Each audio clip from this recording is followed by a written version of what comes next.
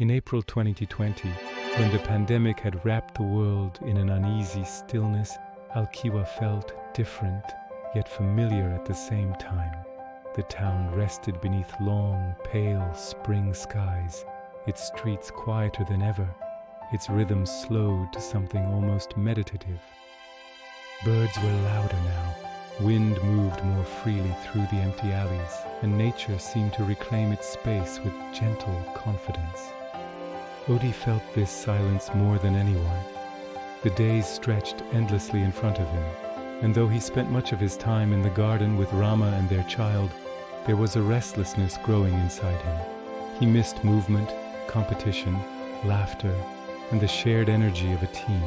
While his family cultivated life in their Zen garden and the larger vegetable field beyond it, Odi's mind began to wander toward an idea that slowly took shape like a seed beneath the soil.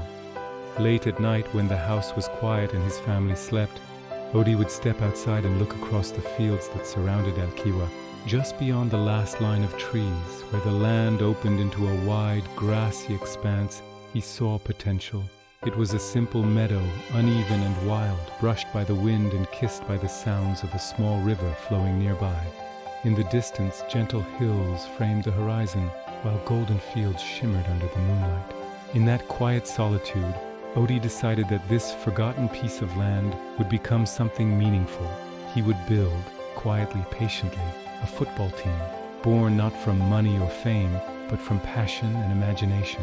He named it Nimrod VTM, choosing colors that felt alive to him, bold yellow, deep red, and a streak of vibrant green, like the very landscape of Alquiwa itself. Over the following weeks, while Rama and their child tended to the garden by day, Odi would slip away for a few hours at a time. He carried wooden stakes, rope, and simple tools, marking out the boundaries of what would become their humble pitch.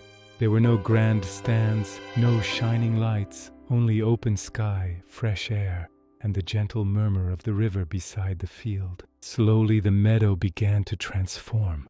Rough goalposts were built from sturdy branches, tied together with care. Lines were sketched into the grass with chalk, fading in the rain but always redrawn with determination.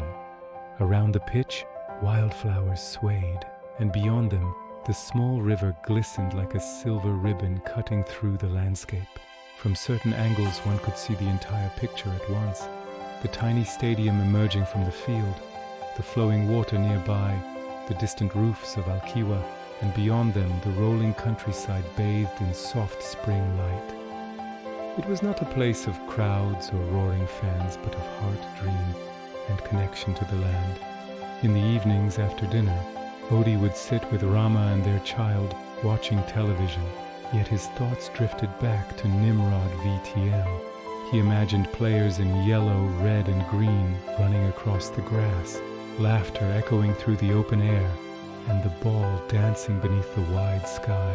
Sometimes as the family walked together through the Zen garden at sunset, Odi would pause and look toward the distant meadow. Rama noticed his gaze and smiled knowingly, sensing that something new was growing inside him, just as surely as the vegetables in their soil.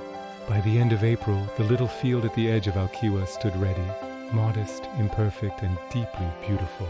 A place where football met nature, where dreams met reality, and where Nimrod VTM was born not from desperation but from hope.